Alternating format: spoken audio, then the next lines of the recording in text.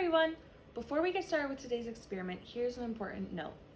It's important that you have a grown-up nearby just in case you might need help or working with some of the materials in our kit. So pause this video, take a moment, and go find an adult so you can get started with our experiments and read-alouds. Hi everyone! Welcome to this week's STEM activity. My name is Mrs. McGuire and I will be your instructor for today. Today's activity goes along with the book Balloons Over Broadway, and we will be conducting the Amazing Air experiment. Let's see what we need. This is your Amazing Air kit. Inside your kit, you should find a straw and a ping pong ball for the first part of our experiment, and a large bag for the second part of our experiment.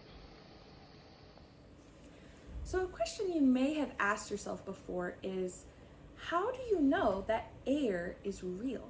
You can't see it, you can't taste it. You could try to fill up a bottle with it or a balloon and dump it out, but you still can't see it. So how do we know it exists? Even though we can't see air, we can see what it does, how it affects the things around it. Today, we're gonna see what are some of the things that air can do that lets us know that it is real. To do the first part of our experiment, you will need to get your straw ready. Your straw should be bent at the bendy part like this, so that one part is flat and the other part, the short side, sticks straight up. When you have that ready, you're ready to begin our first experiment. Now that your straw is ready, you will also need your ping pong ball. The first thing that we're going to do is see how we can use air to push the ping pong ball into the air. To do this, you're gonna place your mouth on the long side of your straw and gently hold the ping pong ball above the short end. In a minute, you're going to need to let go of the ping pong ball when you start blowing air through the straw. It's important not to let go before then because your ball will drop. This might take a few times to get right. The first time I did it, the ball did not go up into the air. So just keep trying until you get it right.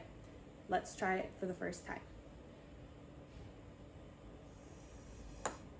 It didn't work, so I need to try again. I noticed that I wasn't blowing very hard. I'm thinking that if I blow a little bit harder this time, more air will go through my straw and let my ping pong ball stay up in the air.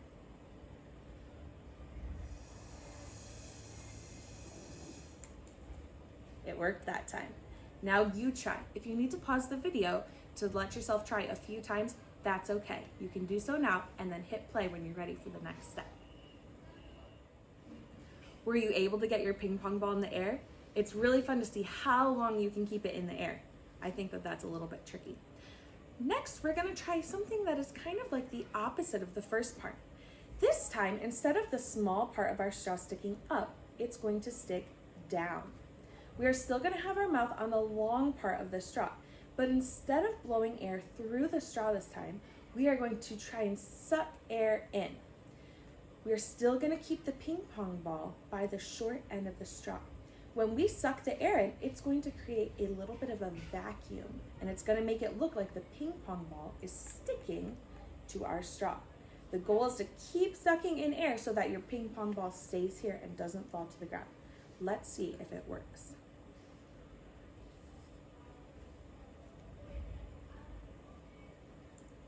It worked. I almost ran out of breath, so I don't think I could do that for very long. See how long you can do it. Now, here's the bonus round. We're gonna try to combine both of the two parts into one move. Let's see if we can do it. We're going to start when we are sucking in the air that keeps our ping pong ball suctioned to our straw. Then, as we are still sucking in the air, we're gonna slowly rotate our straw, and we're still sucking in until the ping pong ball and the straw are facing up. When we see that it gets up, pointing up again, then we're gonna switch to blowing air through the straw and see if we can get it to pop up. Let's see if we can do it. I'm gonna start with it going downwards and sucking in. When I see it pointing up, I'll start blowing out.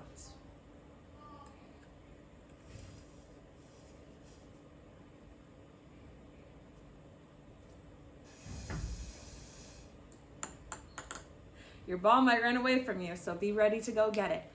Keep trying until you can get it. I know that you can. If you need to pause this video, feel free and try as many times as you need. Okay, ready for the next part of our experiment? We no longer need the straw and the ping pong ball, but we do need the giant plastic bag. You'll notice that one end of the bag is open and one has a knot tied onto it. I need you to find the open part of your bag. The knot part can just lay down all the way to the ground. We are gonna see how much air we can put into this bag. To do that, I'm gonna take, this is a really big opening, I'm gonna pinch it until it's smaller. Then I'm gonna try to blow as much air as I can into this bag. Okay, let's see how much I can get.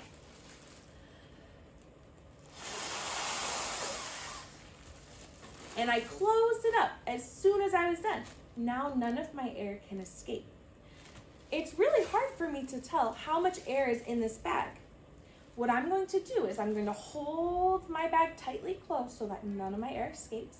I'm going to take my other hand and push all of the air down, down, down until I get to the very bottom of my bag. Now I can see how much air is really in the bag. I notice there's not that much. I'm wondering if there's a way I can get even more air into the bag. See how much you can get during this part. Maybe you can get a little bit more than me. Then we're gonna try some other ways to see if we can get even more. Ready? You try. Okay, my guess is you weren't able to fill this entire giant bag. I'm wondering if there's a new way we can try. For this time, I needed to stand up so I have more room. And I'm gonna hold my bag wide open so I have the whole big opening. This time, I am not going to put it next to my face. Instead, I'm gonna hold it out about 12 inches from my face, or about this far. I'm still gonna get as much air as I can into the bag and close it tightly when I think I have all of my air in the bag. Let's see how this goes.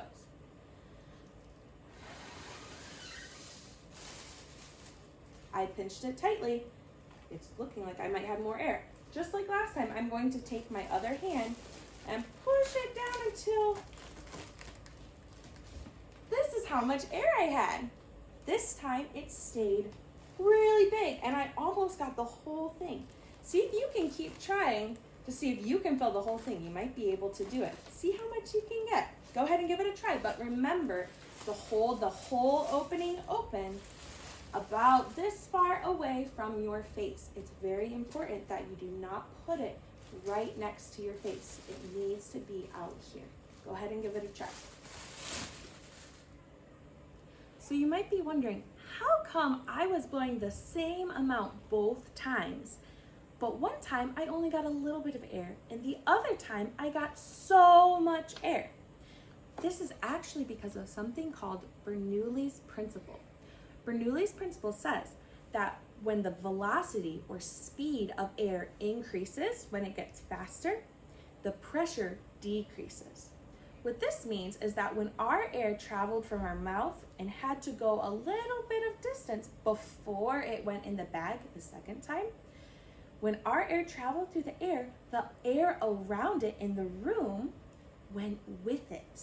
So it attached onto our air and all of it went into the bag. That's why there was so much more the second time. The first time, when we held the bag right next to our mouths, there was no air that could go with our air into the bag. When we did it the second time, it was our air that filled the bag and the air in the room around us. This is all because of Bernoulli's principle. Thank you so much for trying all these experiments with me, and I hope you're looking forward to the next one. Make sure if you haven't that you check out our book, Balloons Over Broadway. Your packet from this week has a QR code to it, or you can click the link in the description for this video. Bye!